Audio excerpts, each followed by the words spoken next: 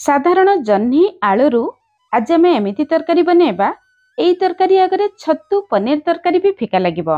जो मैंने जह्नी खावाई पसंद कर से भी यही तरकारी को मागी मागी खाइबे आउ छोट छुआ तो खुशी रे खाइबे। रेसिपी पसंद आसिले प्लीज वीडियो को लाइक करंतु, निश्चय गोटे शेयर करंतु। चैनल ले नुआ थिले तले थिबा ब्लैक कलर सब्सक्राइब बटन रे प्रेस करी चैनल को सब्सक्राइब करंतु। नुआ नुआ वीडियो रो नोटिफिकेशन पाइबा पई बेल आइकन रो ऑल ऑप्शन रे प्रेस करंतु। फेसबुक पेज को भी फॉलो करंतु। जय जगन्नाथ। मो सस्मिता आपण समस्त को स्वागत करुच्ची सस्मिता स्टार किचन को। आज तरकारी पई मो 500 ग्राम रो जह्नी नेइची। जह्नी एमिति कसी नेबे तरकारी रे खाइबा पई भल लागिबो। प्रथमे जह्नी रो दुई पट साइड रु अल्प अल्प काटी नबा। तळ पटरु अल्प काटी चाखी नेबे। जह्नी बेले बेले पिता लगे। जह्नी पिता लागिले सेई जह्नी को बाहर कर देबे। गोटे पिलर साहाय्य रे जह्नी रो थिबा ऊपर चोपा को हल्का हल्का छडे नबा। आपण माने पनकी साहाय्य रे भी जह्नी रो चोपा बाहर कर नै परिबे। जह्नी रो चोपा बाहर कर सारिबा परे जह्नी को गोटा धोई नबा। एई चोपारू बहुत बढ़िया तरकारी तैयारी हुए। जदि आपण मानको एई तरकारी दरकार कमेंट्स करी जणैबे, आगो को रेसिपी अपलोड करिवि। जह्नी को धोई सारिबा परे टिके बड़ पीसेस रे काटी नबा। जह्नी तरकारी रे बहुत जल्दी घांटी जाए, सेति पई प्रथमे बड़ पीसेस रे काटी नबा। तापरे मझिरु दुई फाळ करिबा। तापरे आउ दुई फाळ करिबा। गोटे जह्नी को 4 फाळ करी काटिबा। उपरु एमिति काटिबे तळपटर जह्नी तळकु लागिथिबो। तळपटर सरू जह्नी को केवल मझिरु दुई फाळ करनबा। एतिकी जह्नी पई मु दुईटी मीडियम साइज रो आलू नेछि। आपण आलू रो क्वांटिटी कम बेसी करि परिबे। जह्नी जेमिति लंबा काटिले आलू को सेमिति लंबा काटिबा, किंतु टिके पतला काटिबा, तरकारी रे बहुत जल्दी सिझि जिवो। एतिकी जह्नी आलू पई मु 50 ग्राम रो कला चना नेछि। एई चना को मु 7 घंटा हला पानी रे बतुराई नेथिली। निश्चय भाव रे भल भाव रे बतुराई नेबे। तापरे हमें प्रेशर कुकर रे नेथिबा चना को दे दबा। स्वाद अनुसार अल्प लूण दबा, अल्प हळदी गुंड दबा। बेसी हळदी गुंड दबा दरकार नाही। तापरे से चना रे हमें पानी दबा। पानी आपण माने बेसी देबे नाही। चना बुडीबो सेतिकी पानी देबे। अधिक पानी देले चना बेसी सिझि जिवो। कम पानी देले चना भल भाव रे सिझि परिबो नाही। हाई फ्लेम रे गोटे हुइसिल दबा। तापरे गैस रो फ्लेम लो रखी लो फ्लेम रे आउ दुईटी हुइसिल दे बाहर को बाहर करी आनिबा। एबे चलंतु तरकारी बनेबा प्रोसेस को जिबा। कढ़ाई को भल भाव रे गरम करी गोटे छोट चामच रु भी कम सरिष तेल दबा। मु टिके कम तेल देइची, आपण चाहिले अधिक तेल भी देई परिबे। तेल गरम हे जिबा परे अधा छोट चामच रु कम कला जीरा दबा। कला जीरा देले जह्नी भजा रे बहुत बढ़िया बास्ना आसीबो। जदि आपण मानो पाखरे नथिबो साधारण जीरा देबे। तापरे जह्नी दे दबा। जह्नी दे सारिबा परे प्रथम रु जमा लूण देबे नाही। लूण देबा मात्रे जह्नी रु पानी बाहरिबो। जह्नी घांटी जिवो, जमा भल भाव रे भाजी परिबो नाही। गैस रो फ्लेम मीडियम रखी 2 रु 3 मिनिट पर्यंत भाजिबा। जमा गैस रो फ्लेम लो रखिबे नाही, नहले जह्नी घांटी जिवो। 2-3 मिनिट परे देखिबे जह्नी एमिति हल्का हल्का लाल कलर ही आसीबो। सेही स्टेज रे जह्नी को देखि स्वाद अनुसार लूण दबा। आधा चामच रु टिके कम हळदी गुंड दबा। जह्नी हल्का भाजी जिबा परे लूण देले जह्नी रो बेसी पानी बाहरिबो नाही। जह्नी भल भाव रे भाजी परिबो। जह्नी तरकारी बनेबा समय रे एटा होची गोटे इंपोर्टेंट टिप्स, आपण माने निहाती फॉलो करिवे। छोट छोट काटिथिबा जह्नी देखंतु बहुत जल्दी घांटी गलाणी। एबे जह्नी भाजी रेडी हे गला, बाहर को बाहर करी आनिबा। सेपटे कला चना को चेक करिबा। चना देखंतु 90% पाखापाखी सिझिची। आजिर तरकारी पई हमकु एमिति चना दरकार। चना को बेसी घांटीबे नाही। चना प्रथम रु बेसी घांटी गले तरकारी रे खाइबा पई भल लागिबो नाही। एबे चलंतु तरकारी बनेबा प्रोसेस को जिबा। जेउ कढ़ाई रे जह्नी भाजी थिले सेई कढ़ाई रे तरकारी बनेबा। कढ़ाई गरम करी 2 बड़ चामच तेल दबा। मु टिके कम तेल देइची, आपण चाहिले अधिक तेल भी देई परिबे। तेल आपनक हिसाब रे आपण कम बेसी करी देई परिबे। तेल गरम हे जिबा परे आधा चामच जीरा, 2टी तेजपत्र, 2टी गुजराती, 2टी लवंग दबा। बेसी गरम मसला देबा दरकार नाही, जह्नी रो बास्ना चली जिवो। जीरा फुटी जिबा परे गोटे बड़ साइज रो प्याज दबा। प्याज को पूरा छोट छोट करी काटिकी देबे। ग्रेवी बहलिया हबो।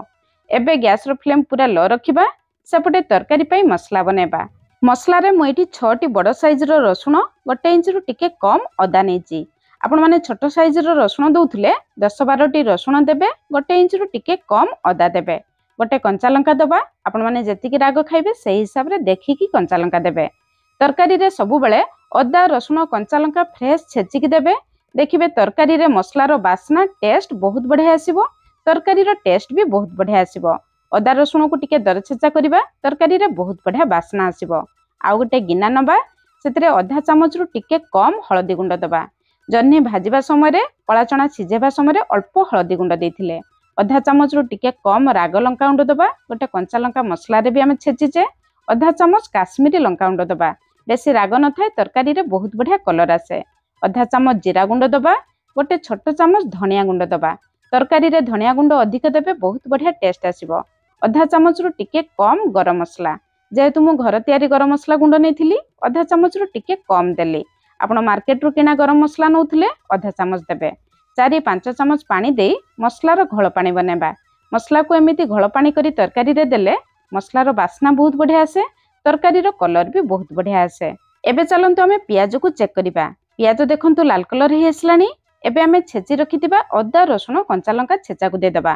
ଗ୍ୟାସର ଫ୍ଲେମ୍ ଲୋ ମିଡିୟମ ରଖି ଅଦା ରସୁଣର କଞ୍ଚା ବାସ୍ନା ଯିବା ପର୍ଯ୍ୟନ୍ତ ଭଲ ଭାବରେ ମସଲାକୁ କଷି ନେବା।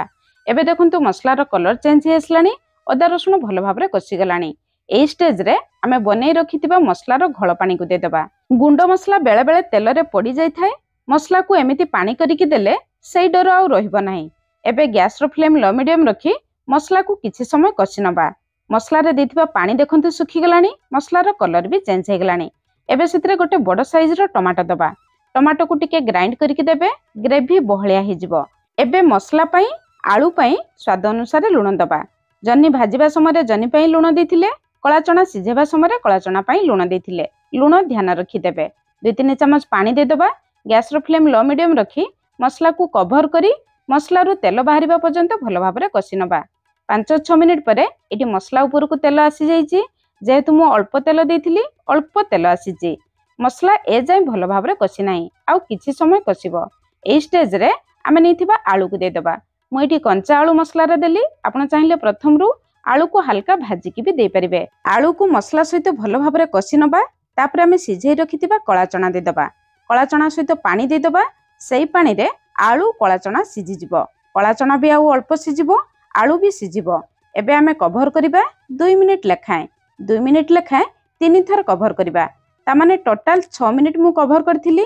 ମଝିରେ ଅଧା ଗିନା ପାଣି ବି ମୁଁ ଚେକ୍ କରିକି ଦେଇଥିଲି। ଆଳୁ ଯଦି ସିଝି ନଥିବ, ମସଲାରେ ଯଦି ପାଣି ଦରକାର ପଡ଼ିବ, ଆପଣମାନେ ଦେଖିକି ଅଳ୍ପ ପାଣି ବି ଦେବେ। ଏବେ ଦେଖନ୍ତୁ ଆଳୁ ଆମର ଭଲ ଭାବରେ ସିଝି ଯାଇଛି, ମସଲା ବି ଭଲ ଭାବରେ କଷି ଯାଇଛି। ଆଳୁ ଭଲ ଭାବରେ ସିଝିଯିବା ପରେ ଶେଷରେ ଆମେ ଭାଜି ରଖିଥିବା ଜହ୍ନିକୁ ଦେବା। ଜହ୍ନି ଭାଜିବା ସମୟରେ ପାଖାପାଖି 90% ସିଝି ଯାଇଛି। ଜହ୍ନିକୁ ସିଝିବା ପାଇଁ ବେଶୀ ସମୟ ଦରକାର ପଡ଼ିବ ନାହିଁ। ପ୍ରଥମରୁ ଦେବେ ନାହିଁ, ଜହ୍ନି ବେଶୀ ଘାଣ୍ଟିଯିବ। ଜହ୍ନିକୁ ମସଲା ସହିତ ଭଲ ଭାବରେ କଷି ନେବା। ଏବେ ଦେଖନ୍ତୁ ମସଲାର କଲର ପୁରା ଚେଞ୍ଜ ହେଇଯାଇଛି।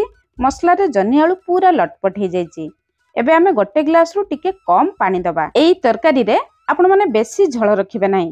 ବେଶୀ ଝୋଳ ରହିଲେ ତରକାରୀ ଖାଇବା ପାଇଁ ଭଲ ଲାଗିବ ନାହିଁ। ପାଣି ଫୁଟିଯିବା ପରେ ଗ୍ୟାସର ଫ୍ଲେମ୍ ଲୋ ମିଡିୟମ ରଖି 4-5 ମିନିଟ୍ କଭର କରିବା, ଯାହାଦ୍ୱାରା ସବୁ ଜିନିଷ ଭଲ ଭାବରେ ସିଝିଯିବ। ସବୁ ମସଲାର ଫ୍ଲେଭର ବି ଜହ୍ନି ଆଳୁ ଭିତରକୁ ଆସିଯିବ।